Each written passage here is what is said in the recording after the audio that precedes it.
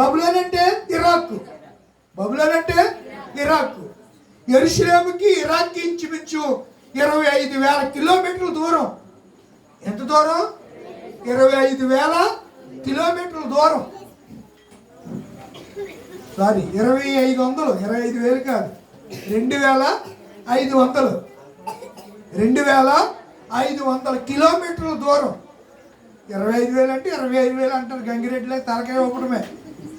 గమ్ముని చెప్పారు, అది కరెక్టా కాదా? ఆ దూరాలు కూడా మనకు తెలియాలి. ఏ దేశానికి? ఇప్పుడు హైదరాబాదు మీరు ట్రైన్ ఎక్కితే టికెట్ మీద ఉంటుంది. ఎన్ని కిలోమీటర్లని? 420 కిలోమీటర్లని. మీరు భీమవరం టౌన్ స్టేషన్లో ఎక్కితే సికింద్రాబాదు అక్కడ దిగితే అక్కడికి ఎన్ని కిలోమీటర్లు? 420 కిలోమీటర్లు అని ఉంటుంది. దేని మీద? టికెట్ మీద ఉంటుంది.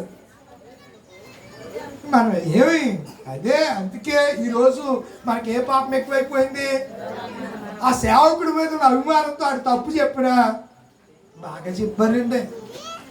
ఏం చెప్పాడో నువ్వు ఆలోచన చేసి వాక్యం చూస్తే అర్థమవుతుంది. అవునా?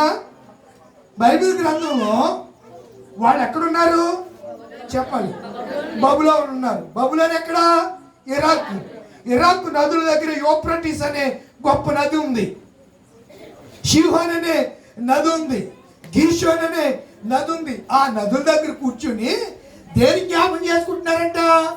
సియోన్ అంటే యెరూషలేముని జ్ఞాపం చేసుకుంటూ ఏడ్చారంట. దేని జ్ఞాపం చేసుకుని దేని గురించి ఏడ్చారు? ఎక్కడుండి? బబులోనులో ఉండి. బబులోనులో ఎత్తుకున్నారు వీళ్ళు. చెరలోకి వెళ్ళిపోయారు. చెరలోనికి వెళ్ళిపోయారు. ఎన్ని సంవత్సరాలు? 70 సంవత్సరాలు. ఎన్ని సంవత్సరాలు? బబులోనులో 70 సంవత్సరాలు చెరవాసం చేశారు వాళ్ళు. ఇశ్రాయేలు ప్రజలు ఇశ్రాయేలు ప్రజలు ఐగుప్తులు 800 సంవత్సరాలు ఉన్నారమ్మా. లూదియమ్మ గారా? నిన్ను చెప్పాను. లూదియమ్మ గారు అని పేరు అడిగాను నేను. మిమ్మల్ని అడిగానా? ఇన్నమ్మా చెప్పండి. నేను ఎలాగా చెప్తాను? మరి చెప్పడాకే కదా నేను వచ్చింది, నిన్న పడింది. 400 అమ్మా. ఎన్ని సంవత్సరాలు రా? 430 సంవత్సరాలు ఎక్కడున్నారు? ఐగుప్తు అనే చెరలో ఉన్నారు. ఇప్పుడు వీళ్ళు ఈ మాట మాట్లాడేసరికి మీరు దానియేలు గ్రంథంలో 7 వారాలు అని ఉంటుంది. అంటే 70 సంవత్సరాలు వీళ్ళు ఎక్కడున్నారు?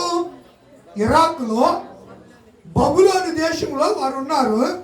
ఆ నదుల దగ్గర కూర్చుని యెరూషలేము జ్ఞాపకం చేసుకుంటూ ఏం చేశారంట? ఏడ్చుచుంటిమి.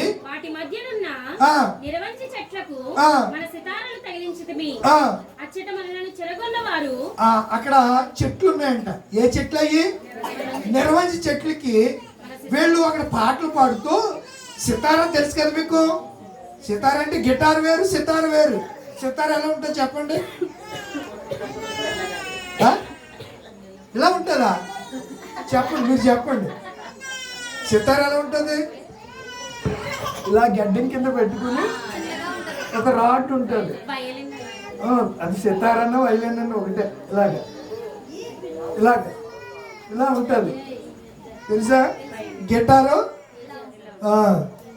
అర్థమవుతుందా? సితారాలు అంటే దేనికి తగిలిచ్చారు? నిర్వంచిన చెట్టుకి తగిలిచ్చి అక్కడ అంట వీళ్ళు కీర్తన పాడమంటున్నారంట. వీళ్ళు ఎలా ఉన్నారు? ఏడుస్తున్నారు. వీళ్ళు దేని జ్ఞాపం చేసుకుని? ఏడ్చేటప్పుడు పాటలు పాడతారా? పాడమంటే మోసేసా తమ్ముడా, ఇప్పుడు నువ్వు ఏడుస్తూ ఉన్నావు, నువ్వు పాట పాడంటే నిన్ను ఎట్టకారం చేస్తున్నట్టు కదా నేను. అంతే కదా? బబులో నీళ్ళు వీళ్ళేమో ఆ నదుల దగ్గర కూర్చుని ఏడుతుంటే ఆ బబు నీళ్ళు అంటున్నారని ఓ పాట పాడండి అంటున్నారు. వీళ్ళేమో పాట పాడలేక దుఃఖంతో వాళ్ళకు ఉన్నటువంటి సితారాలు ఏట్లు తగిలించేశారు. నిర్వంచి చెట్లు తగిలించి ఏడుస్తుంటే వాళ్ళు వచ్చి ఓ పాట పాడు అని దెప్పు పడుతున్నారు, ఎటకారం చేస్తున్నారు. చదవండి.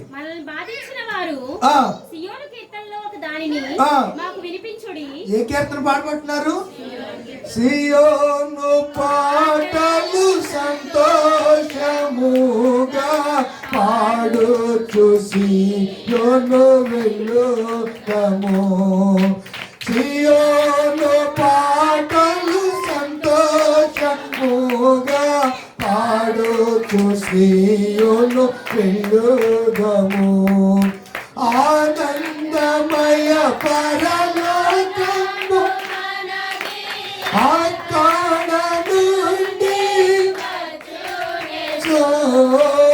ఆనందమయ పరలోకము మనది అక్కడ నుండి వచ్చునేసు. సియోను గీతము సొంపుగా కలసి పాడేదము ప్రభు యేసుకు జై. సియోను గీతము సొంపుగా కలసి పాడేదము ప్రభు యేసుకు జై. సియోను పాటలు సంతోషముగా పాడుచు సియోను వెళ్ళుదాము. వీళ్ళు ఏమంటున్నారు? ఏడ్చే వారి దగ్గరికి వచ్చి సితారాలతో వాయించలేక, సితారా ఎవరు వాయించేవారు? దావీదు వాయించేవాడు. సితారా విద్వాంసుడు, తబలా విద్వాంసుడు ఒక ఆయన జాకిర్ హుసేన్ అంటారు. ఎవరు? సితారా వాయించే ఇప్పుడు ఎంఎస్ బాలసుబ్రహ్మణ్యం, ఈ బాలసుబ్రహ్మణ్యం కాదు, ఎస్పి బాలసుబ్రహ్మణ్యం కాదు, ఎంఎస్ బాలసుబ్రహ్మణ్యం ఒక ఆయన ఉన్నాడు. తమిళనాడులో ఉంటాడు ఆయన. ఈ మధ్య చనిపోయాడు ఆయన.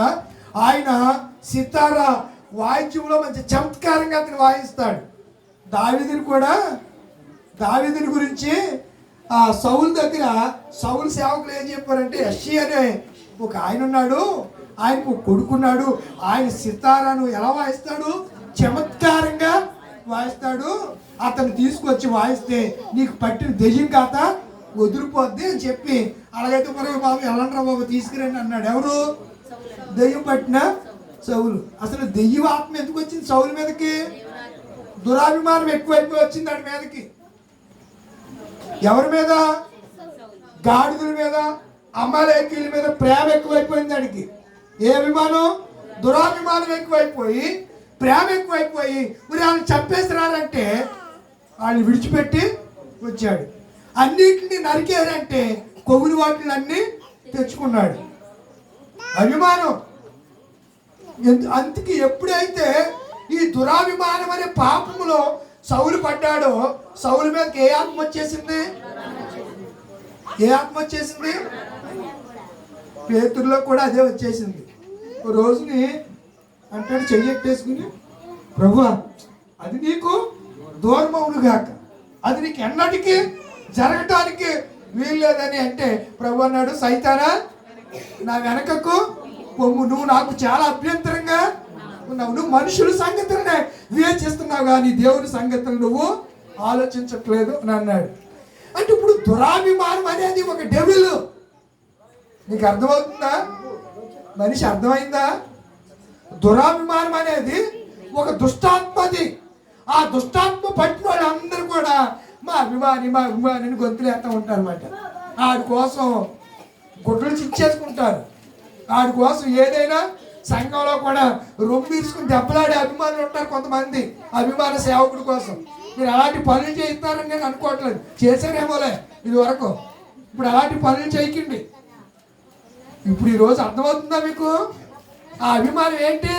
దురాత్మది, డెవిల్. అది సౌలు మీదకి వచ్చేసింది. అది మాట వినకపోవడం కారణం అయితే అభిమానం పెంచుకోవడం ద్వారా కూడా ఏమొచ్చేసింది? అందుకే యేసు ప్రభు వారి మీదకి వల్లమాలి అభిమానం. ఎవరికి? పేతురికి. ఎవడొచ్చేసాడు? దురాత్మ వచ్చేసింది. సైతాన్ గారు వచ్చి స్వయంగా ప్రభు అన్న మాటలండి, నేను చెప్పట్లా. సాతానా నా వెనకకు పొమ్ము అన్నాకైనా మరి ఊరుకున్నాడా? ఈ దురాత్మలు పట్టినోళ్ళు ఈ అభిమాన సంఘాలు ఊరుకో. ఈ అభిమాన సంఘాలు ఊరుకో. ఓ అరుస్తూ ఉంటాయి, గొడవ చేస్తూ ఉంటాయి, సంఘాల్లో గ్రూపిజం మెయింటైన్ చేస్తూ ఉంటాయి, గ్రూపిజం మెయింటైన్ చేస్తూ ఉంటాయి. మనకి ఆ పాస్టర్గా కావాలి, ఆ పాస్టర్ గారే కావాలి, ఆయనే కావాలి, మనం అందరూ ఆయన వర్గం. మరి ఏం ట్యాబ్లెట్ వేసాడో మనకి తెలియదు. దీన్ని ఏమంటారంటే దురభిమానం. మన ప్రేమమయుడిని యేసుపై ఉండాలి. కానీ మనం చాలాసార్లు దేవుని కంటే మనుషులకి ప్రాధాన్యత ఇస్తున్నాం లేదా? పెద్దపేట వేస్తూ ఉంటాం, మనుషులకు ప్రాధాన్యత ఇచ్చేస్తూ ఉంటాం. దేవుడు ఏం చెప్పాడు చెప్పండి? మీరు ఎల్లప్పుడూ నా సన్నిధిలో నిందారహితులై ప్రార్థన చేయండి, అప్పుడు మీకు ఏమేమి కావాలో అన్నీ నేను మీకు ఇస్తాను అని ఆయన చెప్తే, అయ్యారు మీరు ప్రార్థన చేయండి. ప్రార్థన చేస్తారు. ప్రార్థన ఒకరికొకరు ప్రార్థన చేసుకోవాలి. ప్రార్థన కూడా దురాభిమానంగా మార్చడానికి వీలు లేదు. కొంతమంది ఆయన చెప్తేనే నాకు తగ్గుతుంది, ఇది దురాభిమానమే. ఆయన చెప్తేనే నా చెవుల్లోకి వెళ్తుంది, ఇది దురాభిమానమే. ఆయన చెప్తేనే మేము వింటాం, ఇది దురాభిమానమే. ఆ దెయ్యం పట్టి మీకు చెప్తుంటే మీలో కూడా దెయ్యాలు వచ్చేస్తే మీరు కూడా ఏమైపోతున్నారు చెప్పరండి. అందుకే సౌలు పడిపోయాడు నాయన దురాభిమానంలో. నీ సేవకుని నన్ను దురాభిమాన పాపములో పడకుండా నీ సేవకుని ఆపుమని ప్రార్థన చేశాడు. ఎవరు? మనం ఎప్పుడైనా ప్రార్థన చేస్తామా? అసలు ఈ లాజిక్ తెలిస్తే కదా మనకి, ఈ విశ్వాసం మనకి తెలిస్తే కదా. ప్రభువును నా ప్రియమైనటువంటి దేవుని పిల్లలారా ఆలోచన చేయండి. దేవుని యొక్క మాటను దేవుని మాటగా మనం స్వీకరించాలి, అది మనిషి మాటగా స్వీకరించకూడదు. అప్పుడే దేవుడు నీ జీవితాన్ని గొప్ప కార్యాలుగా నీ జీవితంలో చేయటానికి ఆయన కార్యరూపాన్ని దాల్చి కార్యాలు జరిగిస్తాడు. మంచి ప్రియులరా, ఎక్కడున్నాం మనం? ఎక్కడున్నాం? పాట పాడమని ఎక్కిరిస్తున్నారు వాళ్ళు. ఎవరు? బబులోనీయులు. ఎవరిని? ఇశ్రాయేలీయులు. ఎక్కడ? నదుల దగ్గర. వాళ్ళ చేతులు ఏమి లేవప్పుడు?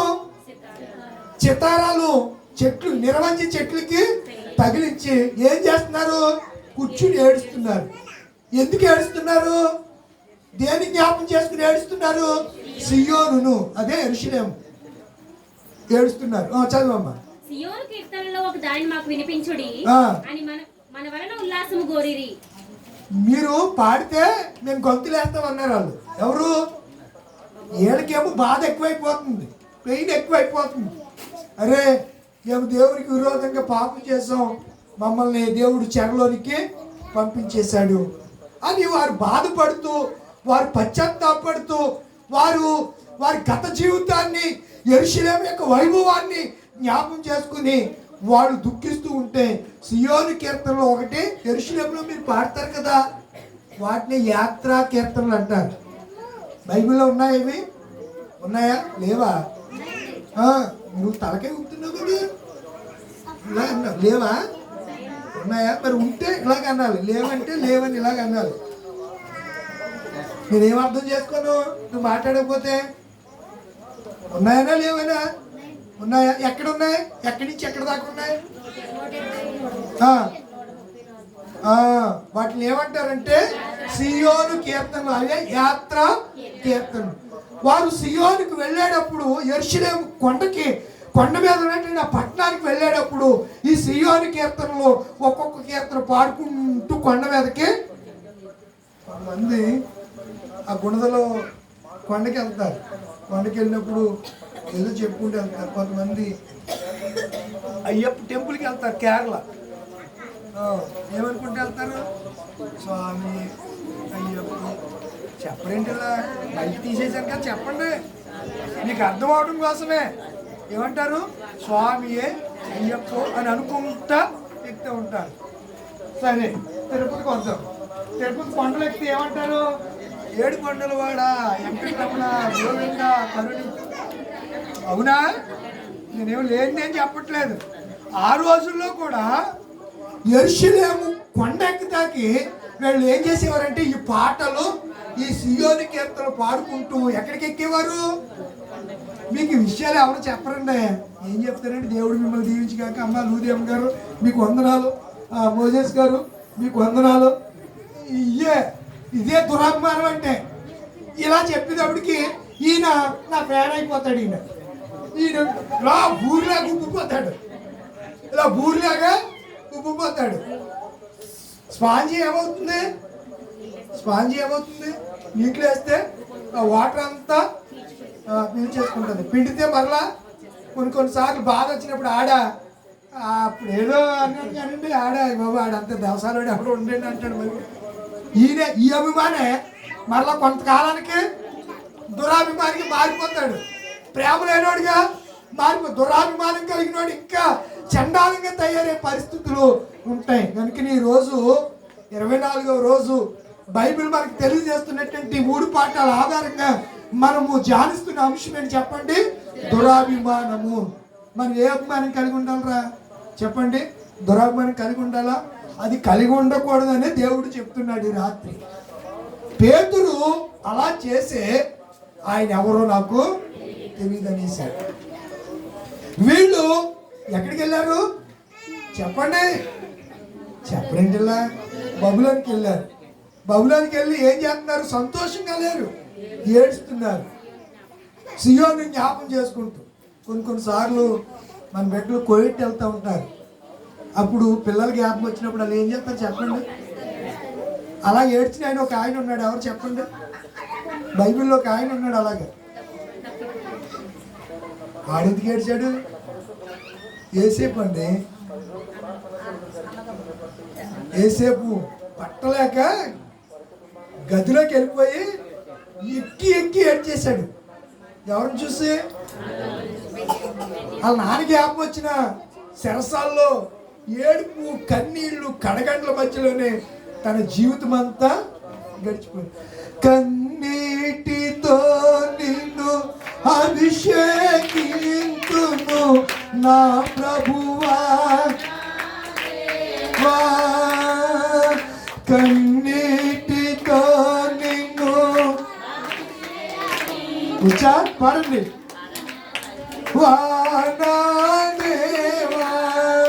రారా నాకు ఇందాక దాకా బాగుంది, నా గొంతుకి ఇక్కడికి వచ్చే గొంతుకు పోయిందా? కన్నీటితో ఎవరిని అభిషేకించింది మరియా చెప్పరేంటిలా? యేసయ్యను తన పాదాలని ఆయన్ని కన్నీటితో తడిపేసింది అంతే. అందుకే మరియా దురాభిమానం కలిగింది కాదు, నిజమైన. అందుకే యేసుప్రభు అన్నాడు మరియా ఉత్తమమైన దాన్ని ఎంచుకోండి. అదండి, దాన్ని దురాభిమానం అనకూడదు. ఏమనాలి? యథార్థమైన విశ్వాసముతో కూడిన భక్తి. యథార్థమైన విశ్వాసముతో కూడిన భక్తి మరియా. అలాంటి భక్తిని మనం కలిగి ఉండాలి, కానీ దురాభిమానం కలిగి ఉండకూడదు. ఒకడున్నాడు దురాభిమానం కలిగినోడు, కుష్ఠరోగి అయిన సీమోను. వాడు యేసుప్రభు వారి మీద ఏదో ప్రేమ నటించి ఇంటికి భోజనాన్ని పిలిచి కూర్చున్నాక ఆ ఊరిలో పాపాత్మురాలు స్త్రీ వచ్చేటప్పటికి ఈయన ఎవడు అసలు అసలు ప్రవక్తేనా అని సరుక్కోవడం మొదలుపెట్టాడు. ప్రజల దగ్గర ఎలా ప్రవర్తించాడు? అయ్యి బాబు, ఆయన మా ఇంటికి వస్తున్నాడు ఇవాళ, ఆయన అంటే నాకు అభిమానం, నాకున్న అభిమానం ఈ ఊర్లో ఆయన మీద ఇంకెవరికి లేదు అని చెప్పి గొప్పలు చెప్పినటువంటి వ్యక్తి పైకొక లేకున్నాడు, లోపల అంతరంగంలో మరొక రీతిగా మాట్లాడుతున్నాడు. చివరికి ఉండలేక, ప్రభువా నువ్వు ఇంత పరిశుద్ధుడు కదా, నేను నిన్ను ఇంత అభిమానిస్తుంటే నువ్వేంటి ఆ పాపాత్మురాలతో మాట్లాడుతున్నావు ఏంటంటే, రోగులకే వైద్యుడు కానీ ఆరోగ్యవంతులకి వైద్యుడు అక్కర్లేదు సీమోను. నువ్వు ఇంటికి వచ్చినప్పుడు కాలు కడుక్కోవడానికి నీళ్ళు ఇవ్వలేదు. ఇలా చెప్తూ ఎన్నో విషయాలు చెప్పాడు ఆయన. అభిమానం అంటే ఇది, ప్రేమ అంటే ఈ స్త్రీ చూపించిందే ఇది, నువ్వు చూపించింది దురాభిమానం అని చెప్పాడు యేసయ్య. అవునా కదా? కనుక నా ప్రియమైన దేవుని పిల్లలారా, ఈ రాత్రి మనము ఆలోచన చేయవలసిన అవసరం ఉంది అనే సంగతిని జ్ఞాపకం చేస్తున్నాను. మత్తయి సువార్త 11:6 సమయం అవుతుంది. మరియు నా విషయమై అభ్యంతర పడని వాడు ధన్యుడని ఉత్తరం ఇచ్చెను. ఏముంది? ఉత్తరం ఇచ్చానా ఉత్తరం ఇచ్చానా ఉత్తరం ఇచ్చాను. ఉత్తరం ఇచ్చాను. ఉత్తరం అన్నా ఒకటంటే సమాధానం ఇచ్చానని అర్థం. దాని మీనింగ్ కొన్ని పదాలకి కొన్నిసార్లు అర్థం మిస్ అవుతూ ఉంటుంది, మనం అన్వేషించాలి. ఉత్తరం అన్నా ఉత్తరం ఇచ్చాను. మళ్ళీ ఉత్తరం వేరు. ఉత్తరం అంటే లెటర్. అర్థమవుతుందా? ఆలోచించేయండి. నా విషయమై అభ్యంతర పడని వాడు ధన్యుడని చెప్పాడట. యేసు ప్రభు వారి గురించి చాలా మంది అభ్యంతర పడ్డారు. కొంతమందిని యేసు దగ్గరికి వెళ్ళే వారిని అభ్యంతరపరిచారు. అలాంటి వారిని చూసి యేసయ్య అంటున్నాడు, నా విషయమై అభ్యంతర పడని వాడు ధన్యుడు. మరొక మాట మీకు జ్ఞాపకం చేస్తాను, చూడండి. పరిశుద్ధ గ్రంథంలో లూకా సువార్త 17వ అధ్యాయం 1వ వచనం. ఆయన శిష్యులతో ఇట్లనెను, అభ్యంతరము రాకపోవుట